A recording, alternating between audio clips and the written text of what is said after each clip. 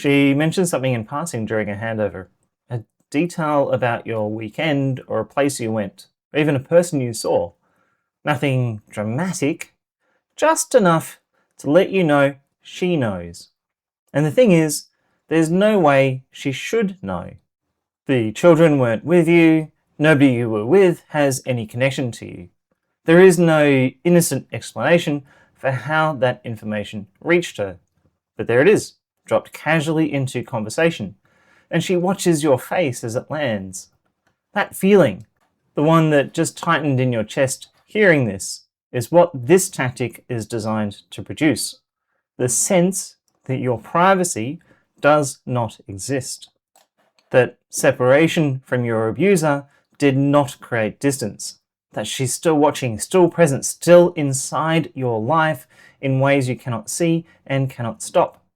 The walls of your new home, the boundaries of your new routine, the space you fought to create after the relationship ended, none of it is solid. Your abuser can reach through it whenever she wants, and she lets you know just enough to make sure you never forget it. Today's video is about stalking and invasion of privacy, a post-separation abuse tactic where your abuser maintains surveillance over your life after the separation has ended. Separation is supposed to create distance. These tactics collapse that distance, ensuring the space you tried to build between your life and hers remains permeable. She states or implies that she knows where you are, who you are seeing, what you're doing. She makes sure you know she knows. In today's episode of the Blueprint of Family Violence Against Men, we'll cover 6 forms of this tactic. The first 2 are invisible: digital surveillance through your accounts and devices, and technology surveillance through hardware like trackers and smart home systems. The third operates through people, social surveillance using mutual connections and public channels. The fourth is physical, her actual presence in spaces where you are. The fifth is manufactured, engineering encounters designed to look like coincidence. And the final one uses your children as unknowing sources of information about your household. And just so you know, we are nearing the end of the Blueprint of Family Violence Against Men series. After this video, there are only 2 more episodes left: Parallel Parenting Sabotage and Weaponizing Mental Health. If you have been following the series, I thank you for being here. If you are new, every video in the Blueprint is available on this channel, and each one stands on its own. For those of you who are new here, this is Stand Again, a lived experience platform for male victims of family violence. Abuse is not limited to one gender, but this channel focuses on the male experience because it is so often dismissed or misunderstood. If this content helps you, please like, subscribe, and hype the video. And if possible, add the words "Stand Again" into the chat. Those 2 words might just help a victim of family violence realize they are not alone. Let us get into today's topic. Stalking and invasion of privacy is unwanted surveillance, monitoring, and intrusion into your life post-separation. The concept that captures what this tactic achieves is omnipresence. She does not need to be physically present to control your behavior. She needs you to believe that she could be watching at any time, that she has access to your communication, that she knows your movements, that nothing you do is truly private. Once that belief is established, it does the work for her. You begin to censor yourself in every context. You think twice before sending a message or before visiting a friend, before going somewhere new. The surveillance has achieved its purpose, even when no one is actually watching, because the possibility of being watched is enough to constrain how you live and act. For men, stalking and invasion of privacy by a female abuser is frequently minimized. The cultural image of stalking carries physical threat, and when the person doing the surveillance is a woman, that threat narrative doesn't activate the same way. Her monitoring may be characterized as concern or maternal protectiveness or understandable interest in the father of her children. His complaints can be dismissed as an overreaction. And because the surveillance is often invisible, conducted through digital tools, social networks, or even the children themselves, there may be nothing concrete to point at. You feel like you're being watched, but you can't prove it. And the gap between what you know is happening and what you can demonstrate to anyone else is sadly where this tactic lives. During the relationship, surveillance was constant. She tracked your location, read your messages, checked your browser history, monitored your moods, and demanded explanations for any gap in her visibility of your life. The separation was supposed to end that. These tactics ensure it doesn't. The technology changes, the mechanisms change, the feeling of being observed, of having no space that is entirely your own, of living inside someone else's field of vision, that feeling remains exactly the same. Let's get into each of these. The first is digital surveillance. Digital surveillance is the monitoring of your electronic communications, accounts, and online presence post a separation. During the relationship, your digital lives may have merged. Shared passwords, shared accounts, shared devices. Separating those digital lives is one of the most practical tasks to do during your exit planning, and it's often the one that gets overlooked in the chaos of everything else. Your abuser may have retained passwords from the relationship that still work because you have not yet changed them. She may have even installed monitoring software on your devices during the relationship that still remain active. Or she may still have access to shared accounts that you forgot to secure, like cloud storage, streaming services, email accounts linked to family plans. Or she may simply watch your social media closely, tracking what you post, your comments, your connections, and the connections of the people around you. The result is knowledge she should not possess. She knows about your private messages, about conversations with friends, about plans you haven't shared with anyone outside the digital channel. And because the surveillance is hard to identify, because there's no figure standing outside your window, and because the intrusion happens in a space you cannot physically see, you may never be entirely certain how much she knows. That uncertainty is the point from your abuser.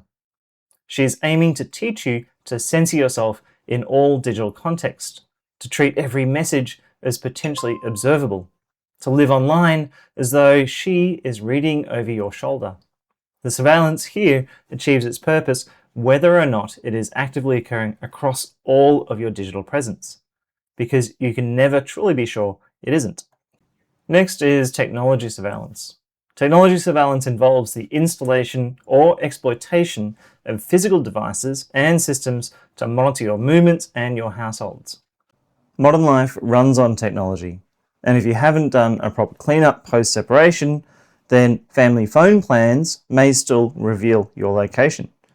Even things like your Google calendars might still be attached to a family plan, and she can still see full access over what your calendar entails. Or you might even have shared streaming accounts that still show what you are watching and when. Or, more importantly, smart home devices that can listen and record. When it comes to technology surveillance, one of the most common is GPS trackers placed on your vehicle, or even the children's telephones and tablets, which might still be connected to GPS tracking or a family account that she can see the activity on. Disentangling from these shared systems takes time, takes attention, and sometimes technical knowledge. And the urgency of separation often means that those tasks are delayed or simply overlooked. Your abuser may be counting on exactly that. The experience of discovering a tracking device on your vehicle, or realizing that your smart TV has been reporting your activity back to a family account that she controls, or even finding that someone has been accessing your computer at 2 o'clock in the morning. It's profoundly violating. Your home, the space you built for yourself and your children after separation, is not as private as you may have believed. The technology that makes daily life convenient in this instance has been turned into infrastructure for her ongoing surveillance. And the practical work of identifying and securing every potential access point across every device, every account, every connected system in your household, it's exhausting but important. Each one you find and close down makes you wonder just how many others might remain open. Next is social surveillance. Social surveillance monitors your life through mutual connections, social media, and your public presence. This form of surveillance is the hardest to identify because each individual component may actually appear perfectly normal. Mutual connections may just mention things about you to her as a part of their normal conversation. Or your social media, if it is publicly visible, is just red. And your professional activities, if they're on things like LinkedIn, are just a matter of record. Any one of these channels, taken alone, is innocuous. The abuse lies in how actively the information is harvested, correlated, and then used. Your abuser is watching who you are with, where you're going, what you post. She may be using friends and people around you to gather information about you, asking just casual questions that extract details about your life without that person realizing they are functioning as a surveillance tool. Your abuser may monitor your social media of people around you to build a picture of your network and your activities. The cumulative effect is that she knows things about your life that she has no legitimate reason to know, like your dating life, tracked through connections who report back, your social activities pieced together through posts and check-ins, or your professional movements observed through LinkedIn and industry networks. Individually, none of this is alarming. Together, it constitutes constant monitoring of a life she is no longer part of. And when she reveals what she knows, dropped into a message or mentioned at a handover, the message underneath the information is clear. You are being watched, and separation has not made you safe from her eyes. Next is physical surveillance and presence. Physical surveillance and presence involves monitoring your physical location and appearing in spaces where you are. Her car is seen driving past your house, or she appears at a cafe that you frequent, one she's never visited during the relationship, or she just turns up at a community event she has no connection to, the same event you mentioned to a friend earlier that week. Each appearance in a physical place where she should not be might be explained away individually. Together, they communicate that separation has not created the space you thought it had. She can still disrupt you. She is still watching. The distance you fought for is an illusion that she can collapse whenever she chooses.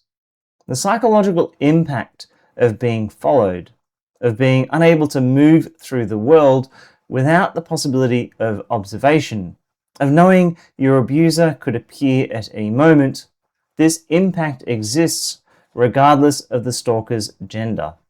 The hypervigilance it produces, the scanning of rooms when you arrive, the checking of car parks, the inability to relax in public because part of your brain is always watching for her. These are rational responses to surveillance. They are not paranoia. They are the nervous system doing exactly what it was trained to do during the relationship, scanning for the presence of someone who has demonstrated repeatedly that she will not respect your boundaries. Related to this is another one called boundary violation via coincidental contact. Boundary violation via coincidental contact, manufactures encounters that appear as though they are accidental. Your abuser happens to be at the same restaurant on the same evening, or she happens to be shopping at the same centre at the same time, or she just happens to be at the same park with the children in the same afternoon. Each encounter is then presented to you with surprise, as though running into you was the last thing that your abuser expected. The surprise here is performative. The encounters are engineered. They are designed to demonstrate that the boundaries you have established are ineffective, that your autonomy is an illusion she can pierce whenever she chooses, and there is no space you can occupy that she cannot enter. This subtype of surveillance has a gaslighting quality to it that makes it particularly difficult to address. None of the encounters can be proven to be deliberate. Each one could plausibly be a coincidence. People do live in the same area, shop at the same places, attend the same events. So if you raise it, if you suggest that these repeated encounters are manufactured, you sound paranoid. And sounding paranoid is exactly the characterization your abuser has been building. So Here, you typically absorb the repeated boundary violations without recourse, feeling the wrongness of each encounter while knowing that naming it out loud might make you look like the person she's described you as. The frequency of the coincidences may exceed any reasonable probability, however, but probability is not evidence, and your abuser knows that. The last one I'm going to talk about today is perhaps the most insidious, which is using children as informants. Using children as informants treats your kids as surveillance devices to be debriefed after they return from your care. Your abuser questions them about your household, your activities, your routines, your relationships, even the conversations that you have with them. The questions sometimes might even sound like normal parenting interests. What did you do at your dad's this weekend? Did anybody come over? What did Dad cook for dinner? Was Dad on the phone a lot? The children answer honestly because they're children and they don't understand that the information is being extracted for a purpose. They don't know that what they share about your household is being catalogued, correlated, and potentially used in court proceedings or to inform her next move. Your children are unknowing participants in their mother's surveillance operation, and they carry no responsibility for what they report because they have no idea that they are reporting anything. Here, this creates an impossible position. You cannot refuse to allow your children contact with their mother. You would never want to. You cannot coach your children to withhold information without placing them in the middle of a conflict they should never have to carry. You cannot prevent questions you do not know are being asked in a household you have no visibility into. So you watch as details about your life, your home, your friendships, your schedule flow from your children's innocent answers into the hands of someone who will use them against you. And you carry the additional pain of knowing that your children are being used this way, that their relationship with their mother is being instrumentalized as a surveillance tool, and that raising this concern with anyone risks being characterized as a parent who is trying to restrict a mother-child relationship. So how do you protect yourself? Stalking and privacy invasion is a very serious topic. If your physical safety is at risk, call the police. I'm not mucking about. If they are stalking you and if your physical safety is at risk, contact emergency services. The three things I'm going to go through now are more housekeeping. However, underlying all of this is your safety. Let's step into them. The first one is to secure your digital life. This is practical and perhaps it's urgent. Change every password you have. Not just the obvious ones, every account, every service, every platform. Enable two-factor authentication on everything that supports it. Remove your devices from any shared family plans. That's an important one. That's one I personally missed until much later. Check your phone, check your computer, check your tablet for any monitoring software. You can actually download these types of things, which will do the checks for you. If you're not confident doing this yourself, take your device to a professional and ask them to check for you. Separate out your cloud storage, your streaming services, your email accounts. Go through your smart home devices. Remove any connections to accounts that she may control. If needed, you can contact the manufacturers to help you remove any shared accounts. I did this myself with my smart TV and they were extremely supportive and helpful. Check your vehicle for a GPS tracker. The most obvious places are in between chairs or under the chairs or just in the boot of the car.